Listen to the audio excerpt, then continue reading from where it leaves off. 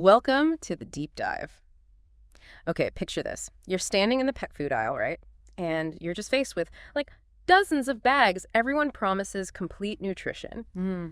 But how do you really know what's best for your pet? Your furry, maybe scaled or feathered family member. Today we're going to try and cut through that confusion.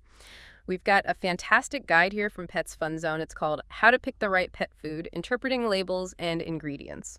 So our mission for you today, basically to transform you into a pet food label expert, or at least much more confident. We'll demystify those, often baffling labels, figure out what genuinely matters in the ingredient list, and really empower you to make choices that support your companion's well-being. Think of this as your shortcut, your guide to understanding pet nutrition, sort of from the inside out. Yeah, it's such a critical topic, and the guide from PetsFunZone really emphasizes this, saying selecting the ideal pet food is critical to their optimal well-being. Huh. And with just the sheer volume of choices, it can feel incredibly overwhelming. A lot of pet owners might just grab the prettiest bag or the one on sale. Totally. But we're here to help you move beyond what just sounds good to what actually is good. And we'll be using the insights from this PetsFunZone source. Okay, awesome. So let's unpack this. Let's make sure your pet is getting exactly what they need. First up, let's tackle the pet food label itself. The PetsFunZone article explains that, yeah, these labels are regulated, but wow, they can still be incredibly confusing. Oh, definitely. It's about understanding the subtle cues, the hidden details, the stuff that makes all the difference. And what's fascinating right off the bat is how these seemingly innocent terms can hide really crucial information. Like just in the product name section. That's one of the first things the PetsFunZone guide brings to light. Right. It gives a really great example, that PetsFunZone 1, chicken recipe versus chicken flavor. And this isn't just, playing with words. It's a real window into what's actually in the food. Yes. If it says chicken recipe, that suggests chicken is a primary ingredient, often like at least 25%, maybe even 70% by dry weight, according to the rules. But then you see chicken flavor. Yeah. Well, that could mean less than 1% actual chicken. It might just be a flavoring agent, maybe designed to make the food sound appealing to us, the owners. I see. Even if it adds very little nutritional value. It's kind of a clever way labels can be, legally compliant, but potentially a bit misleading. Yeah. So your role as a discerning consumer becomes really vital. Exactly. That really raises an important question for you, the listener. Are you actually paying for a significant ingredient or, well, just a hint of it?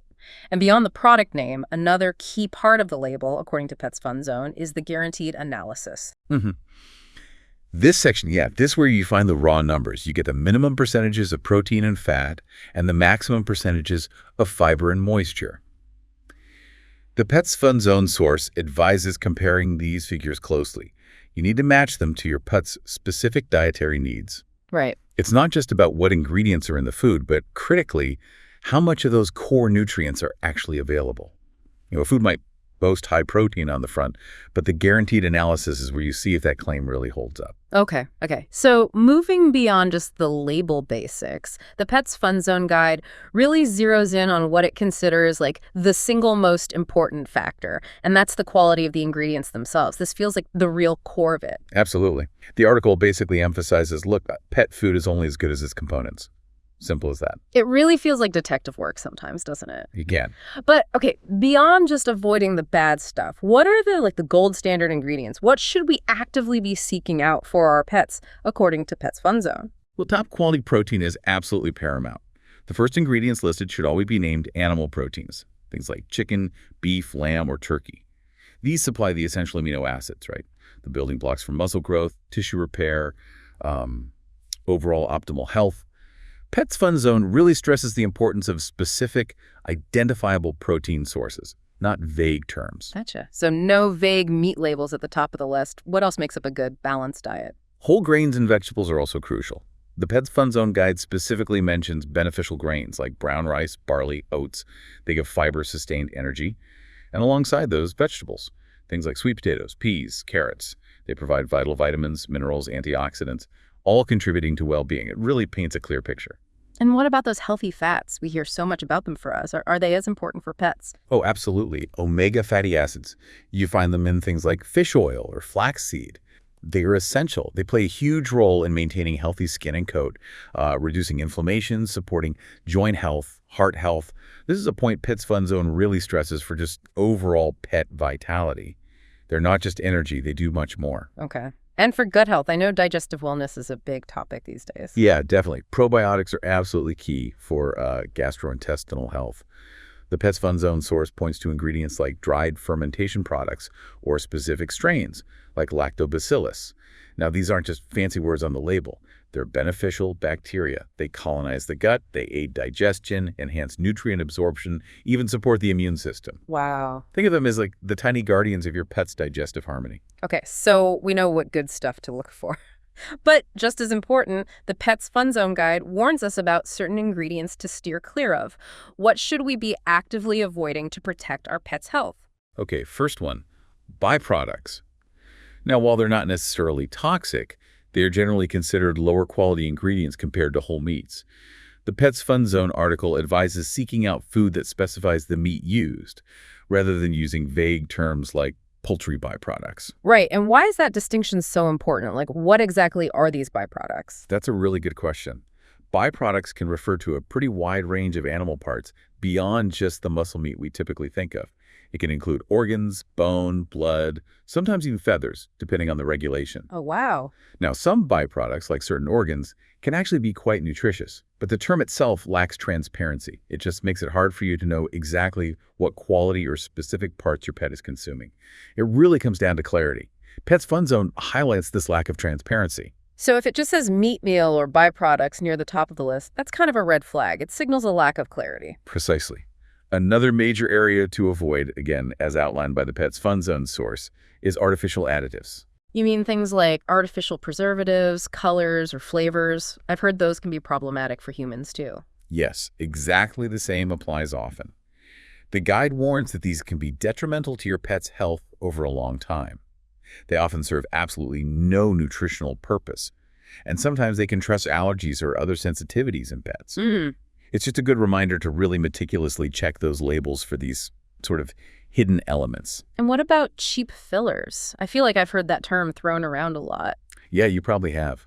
The PetsFunZone source identifies common ones like corn, wheat, and soy as frequently added inexpensive fillers. Yeah. Now, while they do provide some energy, the article points out they simply don't have the nutritional kick of whole grains and vegetables. Okay. They're often used just to bulk up the food, make it cheaper to produce, without offering the dense nutritional value your pet really needs. Right. So, okay, we've talked about what's generally good and bad. But what if your pet has specific needs? The PetsFunZone guide touches on this too, how nutritional requirements vary wildly, not just by species, but dramatically by age and health conditions. This is a huge area. Yeah, it is. And this raises a really important question for you. Are you feeding your puppy, your adult dog, or your senior pet the right specific diet? Because their needs are vastly different. For instance, think about a rapidly growing puppy. They need significantly higher protein and fat to support all that muscle development and their high energy output. Totally. While an adult diet is more focused on maintenance, right, a balanced energy intake to prevent weight gain. And then for our senior companions, the focus shifts again. Often lower calories to prevent obesity as they slow down, and frequently includes things like joint supporting ingredients, glucosamine maybe, to ease those age-related aches. Exactly right. And even within those stages, think about activity level. A really highly active dog is going to need a different caloric density than, a couch potato pup. Good point. And the PetsFunZone guide also reminds us, crucially, that if your pet does have specific health conditions, maybe allergies, obesity, kidney disease, you should actively seek out food specifically designed to meet those unique needs. Often these are formulated by veterinary specialists. This kind of personalized approach to feeding is really strongly encouraged by PetsFunZone. Okay, makes sense. Now, one of the eternal debates in pet ownership, wet food or dry food, what's truly better? The PetsFunZone article clarifies that, well, it's highly subjective. It really depends on your pet's palate, their needs, their preferences. It's definitely not a simple one-size-fits-all answer. No, it really isn't. This is where understanding your individual pet truly comes in. Let's take dry food or kibble. The PetsFunZone source notes it's often more economical, it's easier to store and use, no mess. Right. And it can actually promote dental health just by mechanically scraping off plaque as your pet chews. Okay. And what about wet food then? What are the pros there? Well, wet food, on the other hand, has a significantly higher moisture content. That could be incredibly useful for pets who maybe don't drink enough water. helps with hydration. Oh, yeah. And as the Pets Fun Zone guide points out, it's often just far more appealing for picky eaters, or maybe pets with dental issues who struggle with chewing hard kibble. So you could even potentially mix and match based on what your pet likes and, how healthy they are. Precisely. Yeah, many pet owners find a combination that actually works best for their pet. And finally, when you're making your choice, the Pets Fun Zone article gives us this really crucial overarching tip on how to read the ingredients list. This kind of pulls all this knowledge together. Okay, let's unpack this. The ultimate secret to decoding that long, often intimidating list. The absolute key, according to the Pets Fun Zone source, is remembering that ingredients are always listed by weight, from most to least. This means the first few ingredients are by far the most impactful. They make up the bulk of the food. So you absolutely want to see those named animal proteins we talked about. Chicken, beef, lamb as the very first ingredient on that list. That's really non-negotiable for high-quality pet food. Okay, the very first thing. And what should follow that top protein? Ideally, whole grains or those beneficial vegetables should come next. And here's that critical connection back to what we discussed earlier about clarity. The Pets Fun Zone guide reiterates, you should stay away from foods that list things that sound vague as the top ingredients, like meat meal or byproducts. It's all about quality and clarity right from the very start of that ingredient list. Wow, okay. What a fantastic deep dive into pet food labels, really all thanks to this guide from Pets Fun Zone.